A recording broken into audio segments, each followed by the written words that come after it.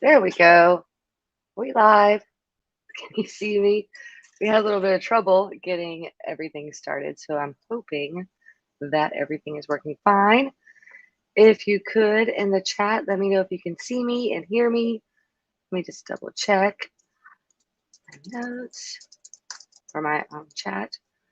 There we go. All right. Well, let's hope this is working properly.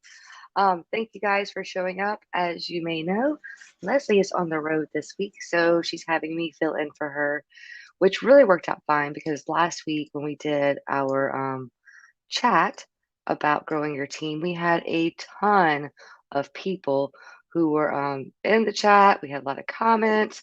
Like it was a lot of people. So that's why we decided to go ahead and do a Q&A. So if you have any questions, go ahead and drop them in the comments.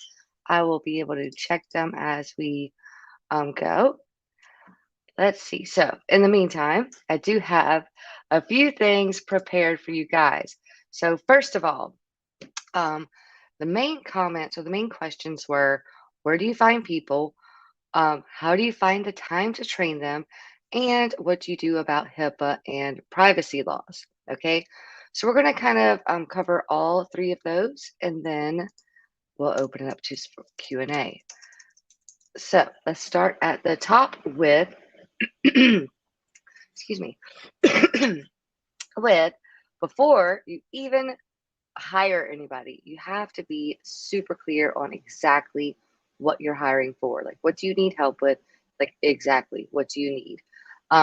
If you're not sure, a really good place to start is what you put off all the time. The things that keep you busy, but not necessarily productive. And that's usually stuff like, social media content or checking your emails or filing things away, correspondence. That's super easy to find someone to help you with that. Things that are outside of your zone of genius. So if you're spending, 8 hours creating a landing page for your newest giveaway or freebie, there's somebody else who can do that in like an hour and a half. So that's kind of outside your zone of genius, things that are just not in your wheelhouse. So if you're like not a numbers person, you might want to hire someone to manage your books. And the last one is things that somebody could do better or faster. Now, personally, I'm mainly graphic design and web design. And a lot of times I come in and I see, like, when someone hires me, they've tried to do it themselves and it's just a big old mess. Like, if they would have just hired somebody else in the beginning, it would have saved them a ton of time and a ton of money. So, next thing that you want to consider is what type of characteristics are you looking for? Like, what are you looking for in the person that you hire? You want to, you need to find somebody that's going to be like your yin to your yang. So if you're super, super organized, you might need to find someone who's a little more creative. If you're kind of all over the place, you might need to find somebody who's very focused and methodical. So are you looking for somebody who's super methodical? Are you looking for someone with like a lot of like really good people skills, like someone to be client facing? Are you looking for somebody that can just roll with the punches and get things done? Like when it gets like chaotic, which often happens with launches, that you're shifting gears a lot. So really be clear on, first of all, what you're hiring for, and second of all, what type of person, like what personality type you're looking for. And of course, especially when you're hiring virtually, which is what we're going to talk about today, you want someone who is self-motivated, that you don't have to micromanage them. You want somebody who's trustworthy. They will have your logins to like your website, sometimes even your PayPal or your Stripe, your emails. Like they're going to get all up in your business. So who you want to make sure you can trust them. And you want to look for someone who actually has the skills, because there's a lot of people out there who call themselves an SEO expert or call themselves a web designer whenever they're not quite ready yet. So make sure they can actually do that. So that's all what you're looking for, right? So then you have to think about, where do you find them? Now, I love, love, love. Yes, Amy, I'm going to add that to my questions. I love, love, love Facebook groups. Okay. Now, Amy just asked a really good question, which is, can we request a background check? It really just depends. Like if you've got somebody who's going to be like in your patient records, then probably so, yes. If you've got somebody who's just designing your website, like that would be really in my opinion, that'd be weird on my end. I've been doing this since 2015. I have never had anybody request a background check. However, it is not uncommon for people to ask me for my social media profiles. They want to see what I'm all about. Like they might even send me a friend request on Facebook so they can see like what kind of person I am, what am I doing whenever I'm not behind my desk. They want to see my Instagram, like what kind of pictures am I taking. You can get a really good idea of who a person is by doing that. But if it comes to your financials, like a bookkeeper, somebody who's dealing with patient records, then I would think that would be pretty normal. But in the general scope of things, social media, video editing, websites, that sort of thing, probably not a background check. Now, I do love, love, love Facebook groups for hiring people. Now, as a service provider, I am in all of the groups I'm going to recommend today, and I do have something for you guys I'm going to share with you at the end with a whole list of all of my favorite Facebook groups, like all of them, okay, and divided by category, like SEO, website design, general virtual assistant, etc., like bloggers, all of it. Um, I love Facebook groups. So when you're in a Facebook group that you're looking to hire somebody, the I wouldn't recommend actually posting a job posting. I would recommend posting a posting that you're looking for recommendations, okay? And see who recommends who. And if you do this, you'll notice like the same people get recommended over and over again, and that's kind of who you're looking for, okay? The people that are in that community that the rest of the community loves and trusts, okay? Another way that you can do it, so if you're looking for hiring, say, a copywriter, you might go into a web design group or a graphic design group and say, hey, do y'all know any copywriters that you could recommend to me? Okay. If you're looking for someone to run your Facebook ads, you might go into a group that's dedicated to like ClickFunnels or lead pages, because those people who are doing online funnels, they know really good Facebook ad strategists. So you kind of cross reference, if that makes sense. Like birds of a feather kind of flock together, and it's a whole online community of service providers like myself. And copywriters know designers, and designers know copywriters, and funnel builders know ad specialists, and people who are all about content, they're going to know like social media managers. So you can kind of ask in compatible groups, if that makes sense. Now, once you have found your person, like somebody that you're interested in, they have responded or they've been recommended, go and check them out. Like check out all of their stuff, like find out who they are before you ever reach out, because you don't want to click on their profile and see something that's like just a huge red flag for you. Like maybe somebody's doing drugs, or they're just not the kind of person that you want on your team. Then you haven't wasted your time. But once you have found the person and you're interested and you want to hire them, what you want to do is give them a test project. So just come to an agreement on a price. I want to say, like, let's just say you're looking for a social media manager. You might ask them, or a social media content person, like a strategist. You might ask them for like a month's worth of social media posts for a test project. Or if you're looking for someone to help you with web design, you might ask them for a test project just for a landing page. If you're looking for like a graphic designer, you might ask for some Canva templates for your social media. If you're looking for a video editor, ask them to edit like 3 or 4 videos. Whatever it is, give them a test project. In the freelance world, that is very normal. It's kind of expected, because we don't, like, on our end, we don't even know if we want to work with you. So we like to have a test project to kind of test the waters both ways, just to see if our communication styles are the same, if you like our work, if we enjoy the work, we enjoy the project. It's part of like our core values.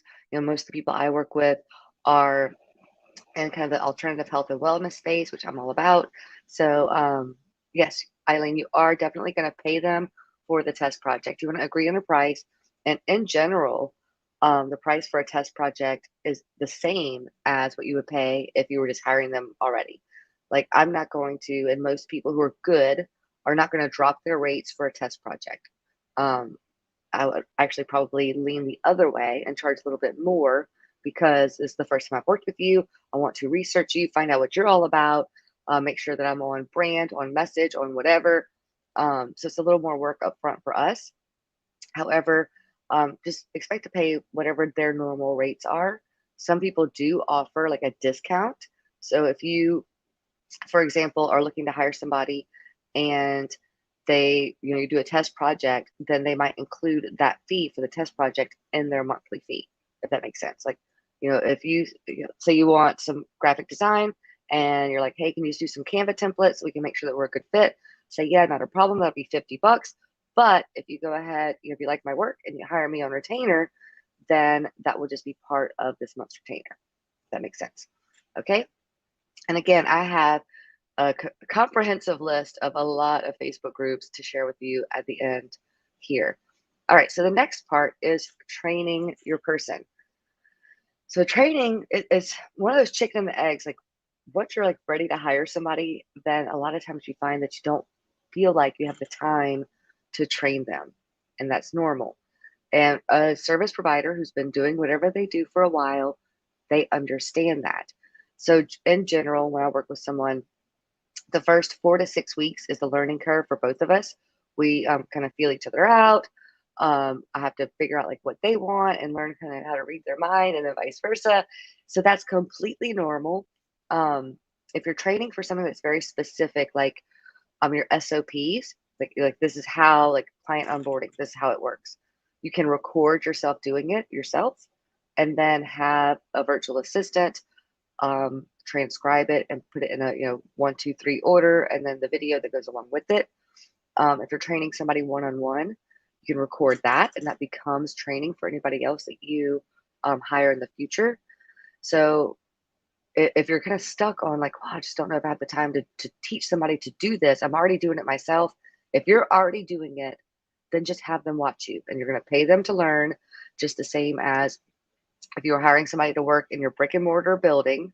They're going to get paid for training. Like, they have to go through training for a couple of weeks, and they're going to shadow somebody. So on a virtual setting, they're going to shadow you or whoever they're going to be working underneath and watching them do it. And then the best thing to do is just record it. So that way you don't have to do that again. It's recorded. You can send whoever else you're hiring to that video and let them just watch it. Let's see, what is next? Still on training. So I believe that it really takes 90 days to get somebody completely trained. And also for them to kind of show what they're made of. A lot of people, when you first hire them, they're excited, they go all out, they bend over backwards, but then you find out like a month or two down the road that they're like not showing up for meetings, or they're late, or they're rude, or whatever. That just happens. Like, that's just normal. And hiring and firing people. Give it 90 days, for better or for worse. Like, if you hired somebody in the first 2 weeks, you're like, oh my God, this person's amazing. Give it 90 days. If you hired somebody, you're like, God, I just don't know if they're going to get it. Like, they're kind of slow. Give it 90 days. Like, you have to there's a learning curve, and it also gives the person a chance to get their feet underneath them, to get to know you. And 90 days, I feel like, is long enough. Like, if they're crapping out on you, you'll figure that out in the first 90 days. And then if you've hired them at an introductory rate, maybe you're hiring them at, you're going to pay them 25 an hour, but they're getting paid 20 an hour for training. That after that 90 days is when you increase that. Okay. And the next thing on the training front is once you have shown somebody how to do something, back off and just let them, they're going to mess it up, but let them mess it up. Like, let them figure it out. Let them go. Don't micromanage. Whatever it is, whenever you had to learn how to do it, you messed up too. So give them a little grace, and understand that they're learning, they're people, and give them a little grace to try to figure it out. Like, if you give them room and you trust them that they're going to do their best, and of course they're the right person, then you're going to get long-term success and happiness with that team member. Okay. All right. Next thing on my list is keep your people. So whenever you have taken all the time to train your person, well, find your person, train your person, hire them, the whole 9 yards, don't drop the ball on your end and take them for granted. Okay, keep your people. When I worked in corporate, I was a manager of a business. We had 80 people that I was directly in charge of. And that was just one of my mantras, like keep your people, because it took so much to find the right person, to train them, hire them, the whole thing, and get them all situated, get them comfortable. Why would I lose them? And in a bigger organization, um, it wasn't uncommon for, say, like the receptionist to be rude to one of the back office people, and I would have to talk to the receptionist like, no, let's no, like we're not going to have that kind of attitude around here. We have to keep our people. Same thing goes for you. If you have found somebody that you just love working with and they love working with you, go out of your way to like appreciate them. Send them a birthday present. Like Leslie sent me a birthday present, and it's like really making my day. Like I love my birthday present. Okay. Just let them know that you care. Check in on them, like as a person. If their child is sick or their dog had to go to the vet, or whatever's going on in their life, ask them like, hey, how's little Billy doing, or how's Fido? Like, care about them as a person. And I know that this is just common sense, but sometimes we forget, especially in the hustle of our business and trying to get things done. Sometimes we forget that like they're people and they want to feel important. They want to feel like what they do matters. Okay, they don't just want to get a paycheck, and if they do, they're not the right person. Like the right kind of person doesn't just want a paycheck. They want to be part of the team. They want to know that you care. So, speaking of being part of the team, have regular meetings, have one on one meetings with you and each person. And if you have a larger team, have team meetings so that everybody's on the same page. Everybody knows that, like what the goal is and what you're doing as a company, like where you're going and what's going on.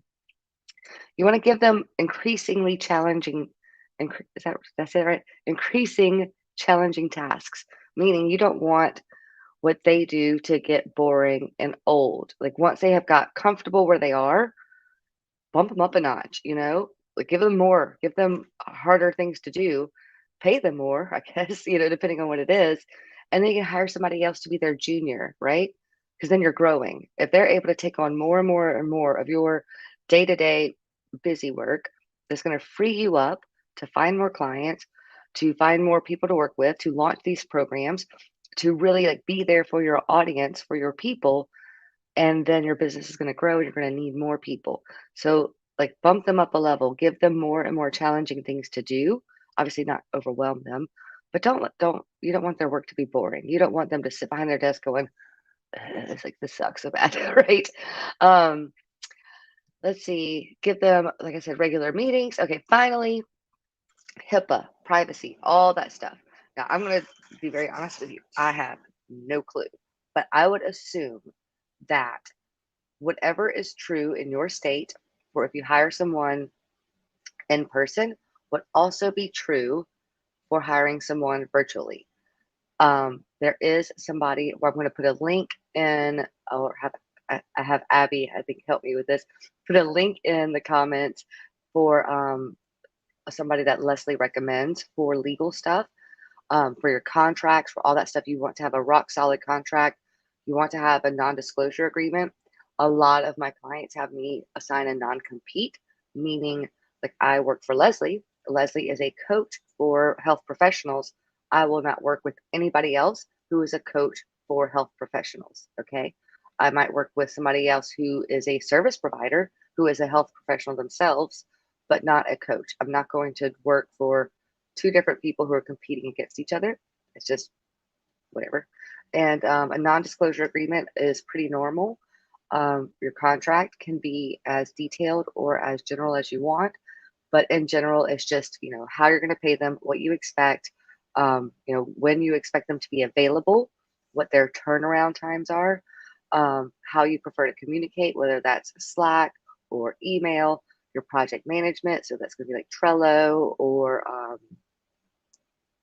ClickUp is another one. There's a bunch. FreeCamp is one that I like a lot. So anyhow, you want to have all of those things laid out.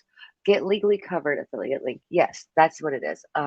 So Leslie just commented It's get legally covered, and she just put the link. Perfect. Thank you, Leslie. I knew there was somebody. I knew you had somebody that you recommend, and that is somebody that actually does some of the master classes and Leslie's some of her coaching programs. So she's legit for sure. And finally, I will open it up for any questions if anybody has any questions. And while while I am asking that, I also have a link that you can go to. It's leslibitel.com/team. Okay. I want you to go to Lesli Bitel. Oh, nice. So the legal help, get legally covered. There's a 40% off sale in November. That's pretty sweet. So if you are looking to hire somebody, definitely get your legal affairs in order. So go to leslibitel.com/team for the list of all of the Facebook groups. So I'm going to share my screen real quick. I hope. Share screen. Let's see. Share screen. I want to share screen 1. All right. Hopefully you can see my screen. Yes. Okay. Let me make this much bigger. All right. So we're at this leslibitel.com/team. Please make a copy of this document. Okay.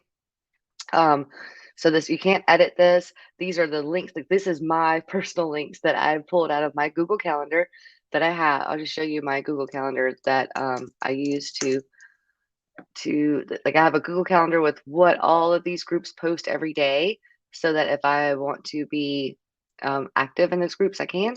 But at any rate, back to this document. So I've got this broken down into categories. But at first, I want you to notice that any software that you use, like Lead Pages, ConvertKit, MailerLite, Canva, ClickFunnels, any of it, there's a Facebook group devoted to it. That's a really good place to find a service provider for that. So if you are building out your opt-in, your funnel, and you're using Lead Pages, go in the Lead Pages group. There are people who that's all they do is Lead Pages. You can find some really good people. So the very first category I have here is virtual assistants and general help. So some of these people are actually like virtual assistants, like the kind of people who will check your email, respond to messages, post on your social media for you, that sort of thing. And then I say in general help because some of these are just entrepreneur groups, female entrepreneur groups in general. So you can find a wide range of skill sets in these groups. Another one is copywriters.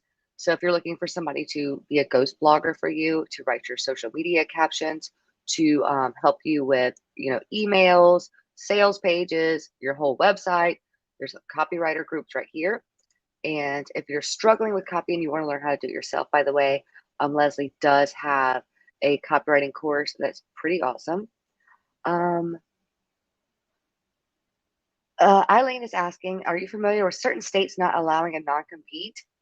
But to be honest with you, I am not sure. I have never had a problem signing a non-compete. Like, I don't think that that's on a state level.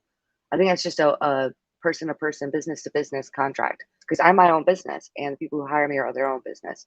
So if somebody balks at signing a non-compete, you don't want them anyway. They're going to be hired. They want your competitors to hire them. So that's a red flag for me. If they're not willing to sign that, big red flag. Okay, next. So we got copywriters. Next is social media managers. These are people who specialize in social media management.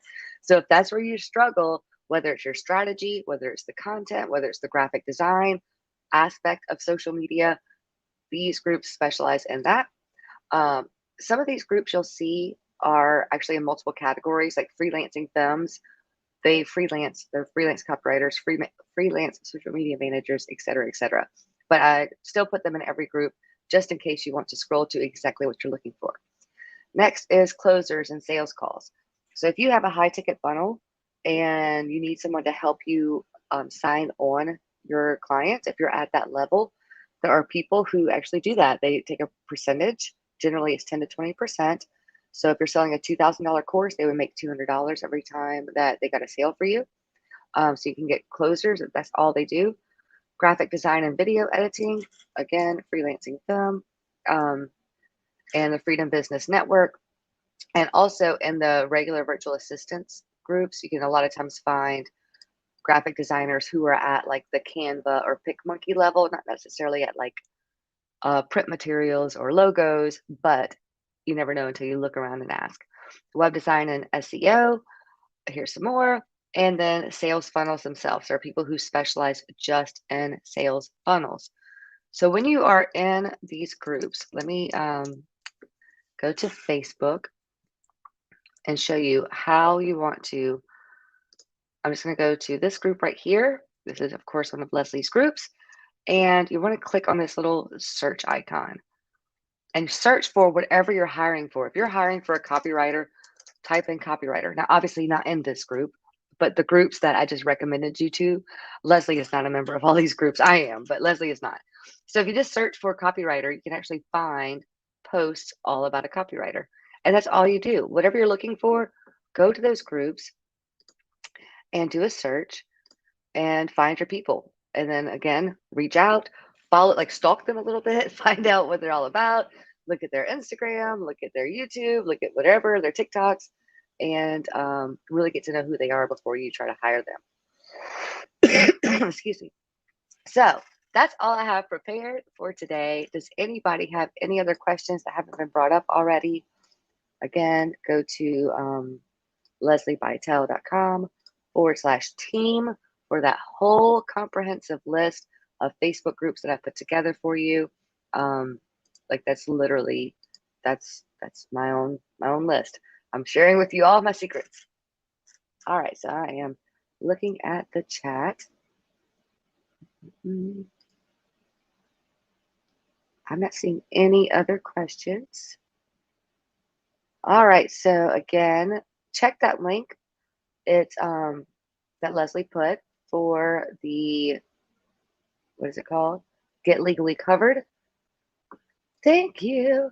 Awesome, Amy. I'm so glad that you like that. That list is really a gold mine. Like that's where I find whenever I was in my hustle phase of my business is where I found all my clients because that's where the good people are. I'm telling you, the service providers are in these groups. Thank you, Pamela, for showing up. If you have any other questions, go ahead. If I missed it, go ahead and drop the question in. I will be checking the notifications throughout the rest of the day. And thank you guys so much for showing up. Thank you, Leslie, for allowing me to fill in for you while you're on the road. I know you're in the chat. It really is an honor. And I love being on Leslie's team. Leslie treats her people right. So if you take any of her courses, you'll know that she really values us as a team and she lets us know it. And I love working for her. So anyway, thank you guys. Bye-bye.